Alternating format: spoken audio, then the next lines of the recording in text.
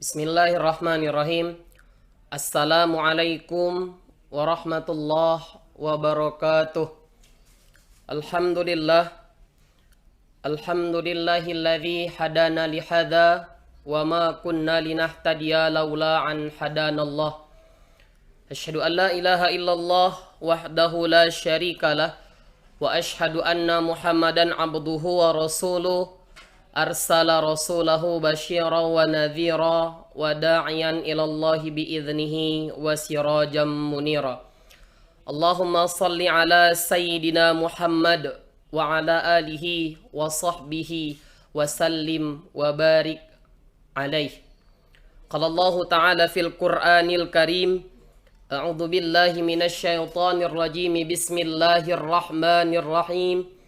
وَمَا مِن دَابَّةٍ فِي الْأَرْضِ إِلَّا عَلَى اللَّهِ رِزْقُهَا صدق الله العظيم وصدق رسوله النبي الكريم ونحن على ذلك من الشاهدين والشاكرين والحمد لله رب العالمين. Puji dan syukur kehadirat Allah Subhanahu wa Ta'ala. Allah Subhanahu wa Ta'ala masih memberikan kesempatan kepada kita. Yang pertama adalah kesempatan untuk senantiasa memperbaiki diri kita. Memperbaiki diri kita dari yang dimana kita semuanya adalah makhluk yang memiliki banyak dosa. Dan itu Allah berikan kesempatan untuk kita memperbaiki diri dengan kita masih diberikannya jatah umur pada hari ini. Ketika di dalam kubur, mayat meminta untuk dikembalikan ke dunia. Mereka memohon kepada Allah Subhanahu wa Ta'ala untuk dikembalikan ke dunia hanya untuk kembali beramal, hanya untuk kembali melaksanakan ibadah salat, hanya untuk kembali melakukan amal soleh kepada Allah Subhanahu wa Ta'ala. Qala rabbirji'un, kembalikan aku ke dunia ya Allah. Maka tidak ada lagi kesempatan yang diberikan kepada mereka karena jatah umur mereka telah habis. Hadirin kajian duha yang dimuliakan oleh Allah Subhanahu wa Ta'ala. Dengan Allah masih memberikan kesempatan kepada kita. Gunakanlah waktu itu, gunakanlah masa itu dengan sebaik mungkin. Dengan kita selalu melaksanakan apa yang Allah perintahkan dan menjauhi apa yang Allah larang. Ketika Allah masih memberikan kesempatan kepada kita untuk sehat, nikmat sehat itu amat sangat luar biasa. Banyak orang kaya hari ini rela membayar triliunan hanya untuk dia supaya keluar dari rumah sakit. Banyak orang hari ini tidak peduli hartanya habis, yang penting ia bisa kembali sehat. Artinya sehat itu amatlah sangat mahal. Sehat itu amatlah tak ternilai. Ketika kita hari ini diberikan oleh Allah kesempatan sehat, diberikan oleh Allah nikmat sehat, gunakanlah sehat itu untuk selalu meningkatkan amal ibadah kita kepada Allah. Dan itu akan menjadi bekal untuk perjalanan kita yang panjang yang bernama akhirat. Hadirin kajian duha yang dimuliakan oleh Allah Subhanahu wa Ta'ala.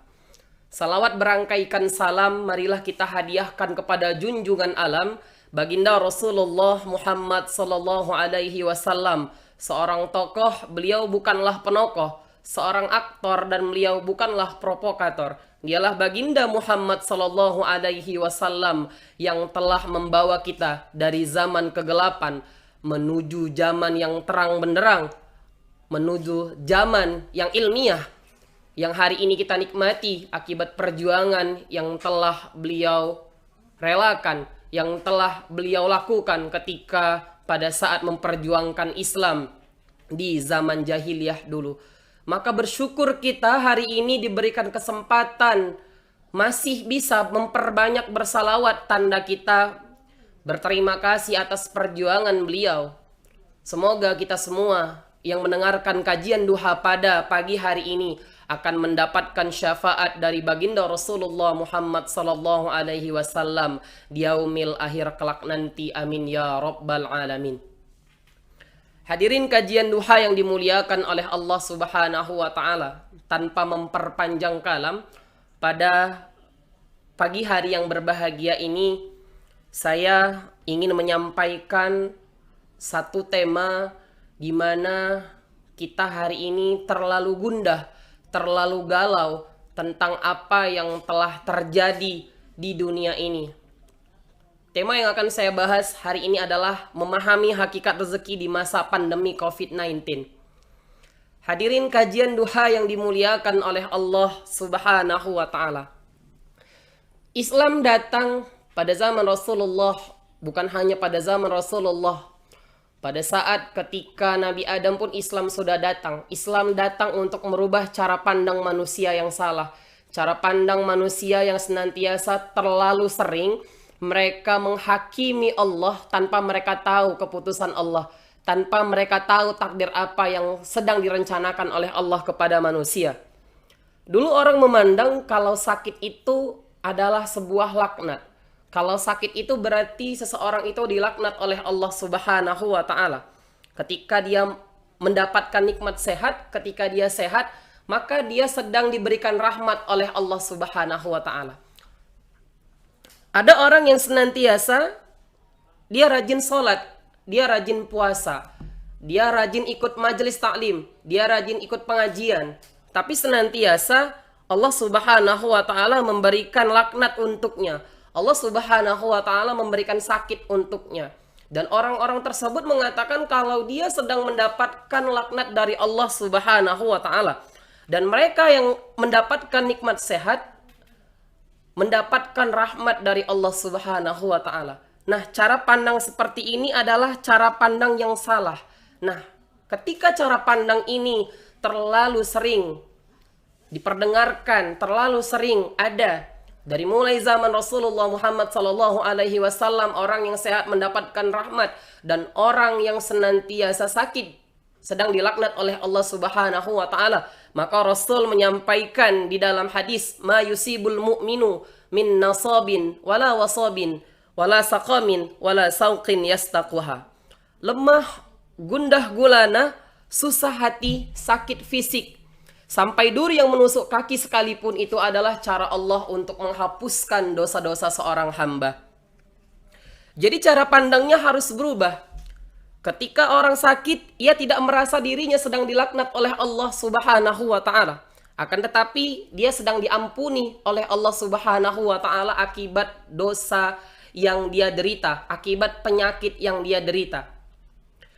Hadirin kajian duha yang dimuliakan oleh Allah Subhanahu wa Ta'ala. Bahwa orang yang hari ini mendapatkan nikmat sakit itu adalah cara Allah untuk menghapuskan seluruh dosa-dosanya sampai ia sembuh. Sampai ia telah sembuh dari penyakitnya dan Allah kembalikan lagi dia sehat, maka sesungguhnya Allah sedang mengampunkan dosa-dosanya.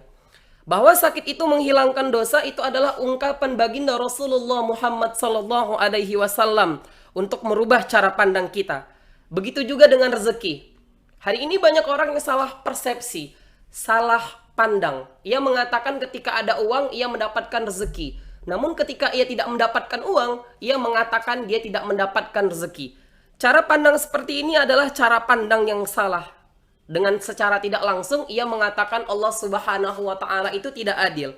Kenapa saya yang sholat, saya yang puasa, saya yang rajin berzakat, saya yang rajin ikut pengajian, saya yang memang sering untuk ikut majelis taklim, saya yang sering bersedekah, namun kenapa pula saya yang sikit rezekinya?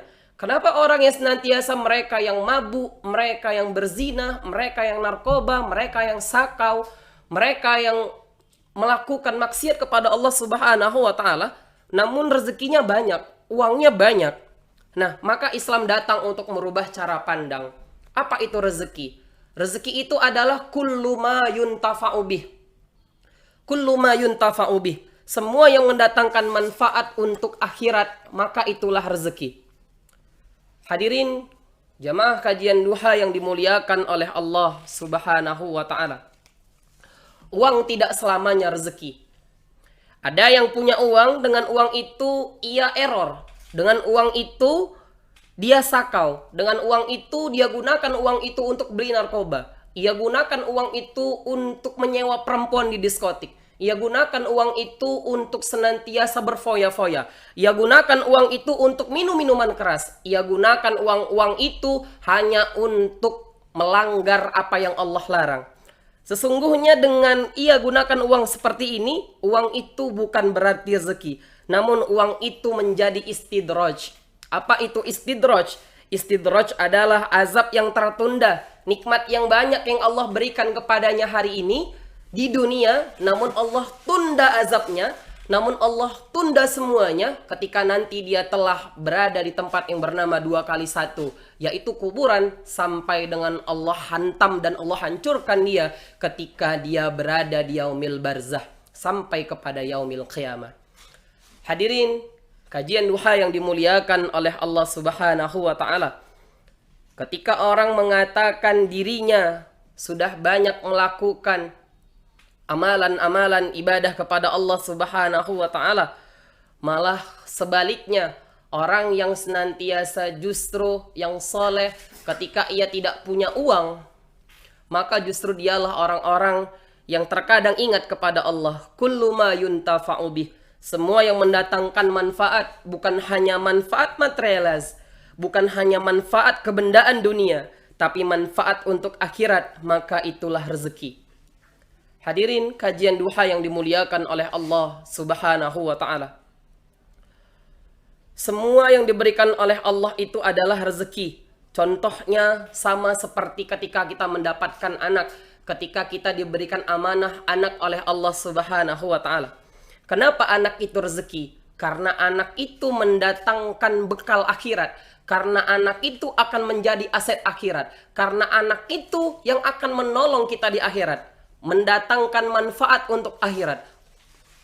Waladun salihun yad'ulah, anak yang soleh yang senantiasa mendoakan kedua orang tuanya akan menjadi bekal sampai dengan hari kiamat nanti, yang akan menjadi penolong untuk kedua orang tuanya di akhirat kelak. Anak yang soleh yang senantiasa mendoakan kedua orang tuanya, tentu ia akan menjadi aset akhirat orang tuanya. Tentu ia akan menjadi bekal untuk orang tuanya. Ketika orang tuanya melewati jembatan Siratul Mustaqim, maka doa-doa yang diberikan oleh anaknya di dunia akan menolong orang tuanya kelak di akhirat. Hadirin kajian duha yang dimuliakan oleh Allah Subhanahu wa taala. Lalu pertanyaannya, ketika ada orang yang menganggap ketika ia mendapatkan anak, dia telah mendapatkan rezeki dari Allah Subhanahu wa taala. Lantas orang yang tak memiliki anak, apakah dia tidak mendapatkan rezeki dari Allah Subhanahu wa taala? Sesungguhnya manusia, makhluk yang diberikan oleh Allah Subhanahu wa taala, dititipkan oleh Allah Subhanahu wa taala kepada diri kita. Apabila belum memiliki keturunan, sebuah keluarga tersebut, pasangan suami istri tersebut, mereka tidak mendapatkan anak atau belum diberikan amanah anak oleh Allah Subhanahu wa taala, dia tidak memiliki anak sampai bertahun-tahun, sesungguhnya dia telah mendapatkan rezeki dari Allah Subhanahu wa taala. Kenapa pula Ustadz seperti itu? Kalau yang mendapatkan anak, ia mendapatkan rezeki. Kalau yang dia tidak mendapatkan anak, dia juga mendapatkan rezeki. Anak hanya akan menjadi rezeki ketika anak itu menjadi aset akhirat untuk orang tuanya. Namun anak itu akan menjadi laknat, hanya akan menyusahkan kedua orang tuanya ketika anak itu menyakiti dan menghancurkan marwah kedua orang tuanya. Hadirin kajian duha yang dimuliakan oleh Allah Subhanahu wa taala.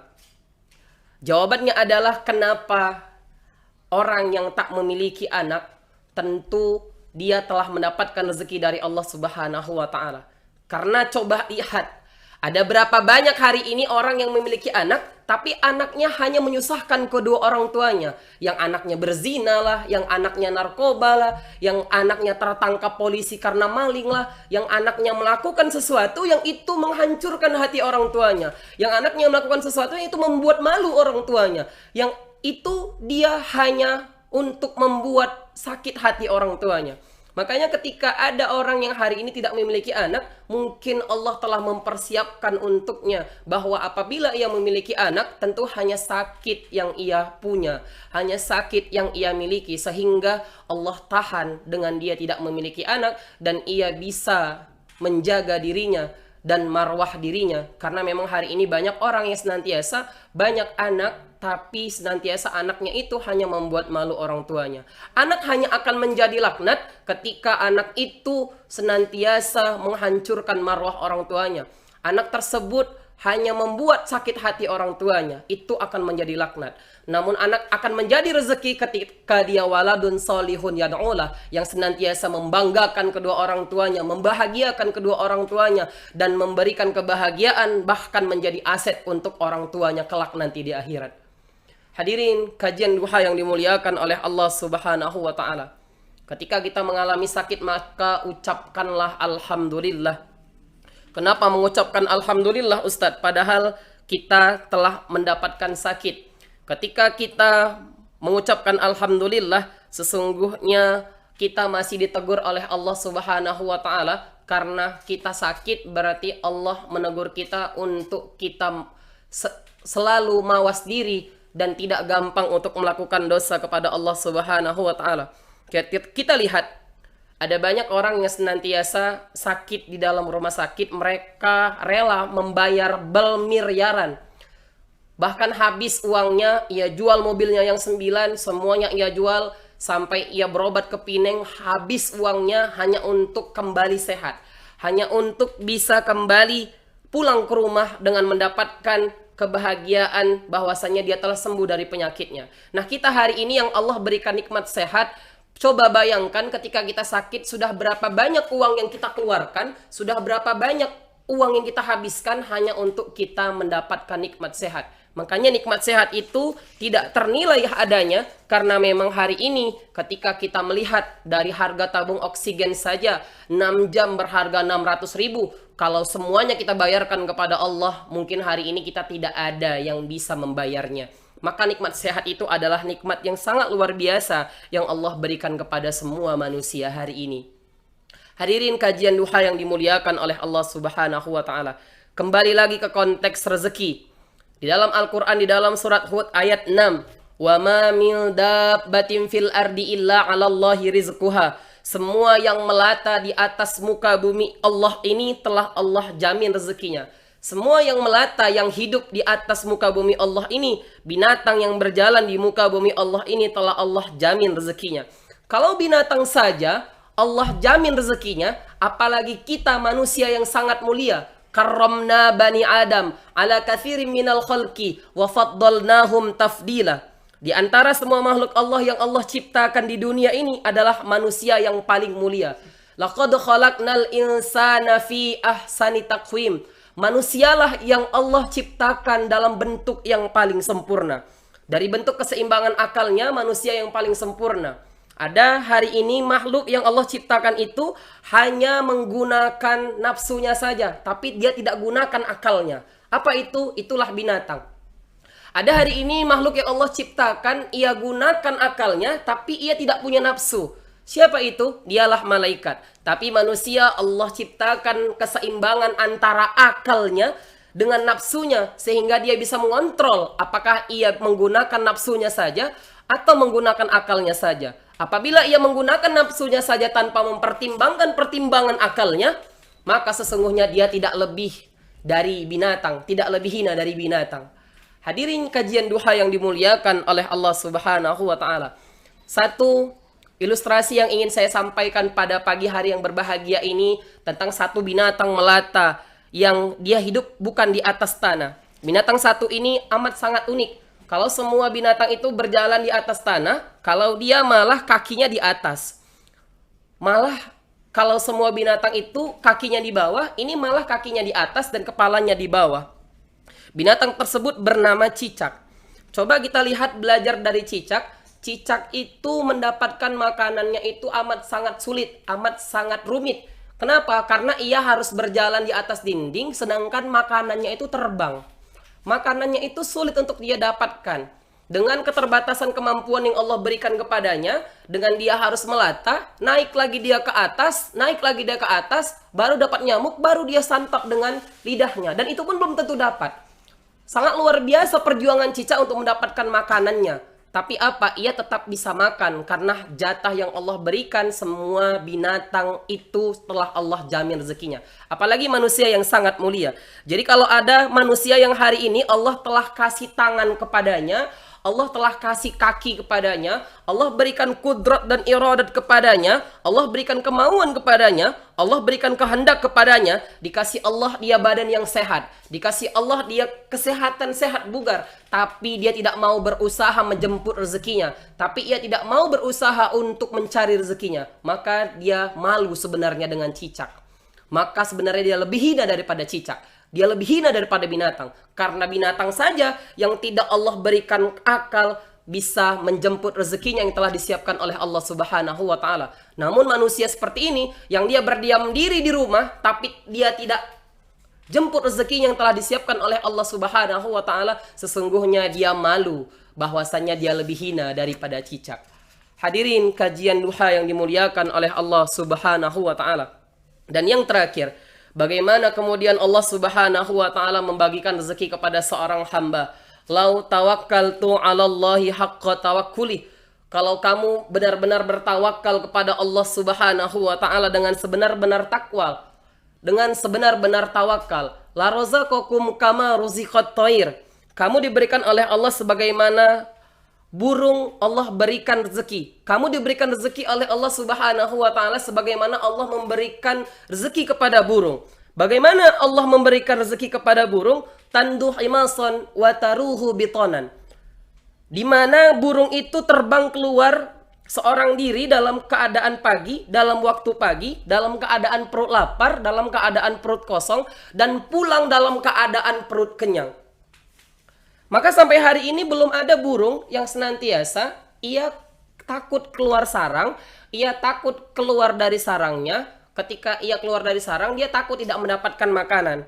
Tidak ada hari ini burung itu yang senantiasa dia takut keluar dari sarang karena tidak mendapatkan makanan, karena tidak mendapatkan rezeki dari Allah Subhanahu wa Ta'ala.